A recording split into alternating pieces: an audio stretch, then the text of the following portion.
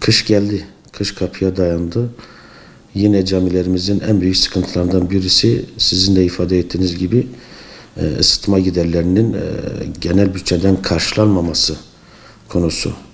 Evet, hükümetimiz, merkezi hükümetimiz ve Diyanet İşleri Başkanlığımız aydınlatmayı genel bütçeden karşılamaktadır. Biz bunu çok olumlu karşılıyoruz. Ama aydınlatmadan çok camilerimizin ihtiyacı olan ısıtma ve soğutma giderleri. Belki soğutma giderleri bizim bölgemizde, ilimizde fazla bir ihtiyaç duyulmuyor ama Akdeniz, Ege bölgesinde ve Güneydoğu bölgesinde sıcak iklimlerin olduğu bölgelerde camilerimizin soğutmaya da yazın ihtiyacı var. Soğutma giderlerinin de karşılanması talebi var.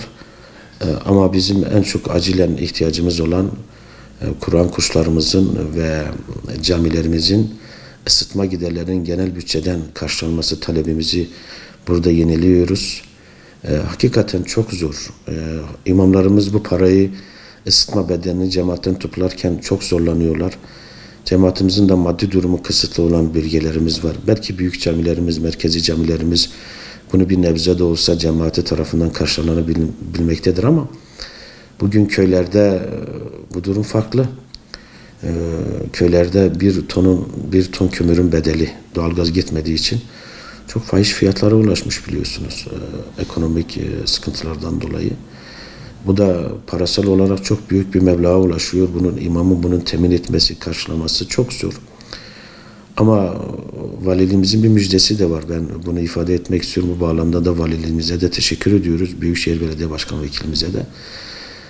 Bu yıl inşallah camilerimizin büyük bir kısmının ısıtma bedellerinin karşılanacağı, doğalgaz faturalarının karşılanacağı bize bilgisi vermişlerdi. Hatta bu konuda müftülüklerimiz geçen yılın doğalgaz bedeline ne kadar yatırıldığı, bu senede ne kadar tahmini olacağı bilgilerini imamlarımızdan aldılar.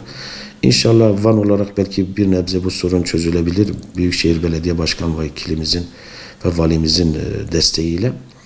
Ama birçok ilimizde bu imkanlar da olmayabiliyor. Dolayısıyla bu büyük bir sıkıntı Türkiye geneli. Yani nasıl bugün bir okulun bütçesi varsa, bir okulun yakıtını, bütün giderini, aydınlatma, soğutmasını, bugün klimasının bedelini okul bütçesinde, Milli Eğitim bütçesine karşılanabiliyorsa, camilerimiz de bu devletin resmi kurumudur, kuruluşudur, bir okul gibi bütün giderlerinin genel bütçeden karşılanması en büyük talebimizdir. Bu bağlamda hem genel merkezimiz hem şube olarak yıllardır hep dile getiriyoruz, dile getirmeye de devam ediyoruz. Merkezi hükümetimizden, devlet büyüklerimizden bu konuya biraz daha önem vermelerini, bölgemizin milletvekillerinin ve tüm milletvekillerinden talebimiz camilerimizin ısıtma ve soğutma giderlerinin genel bütçeden karşılanarak bu sıkıntının çözümü noktasında gayret göstermelerini ve imamlarımızı bu sıkıntıdan, Kur'an kurslu hocalarımızı bu sıkıntıdan kurtarmalarını talep ediyoruz.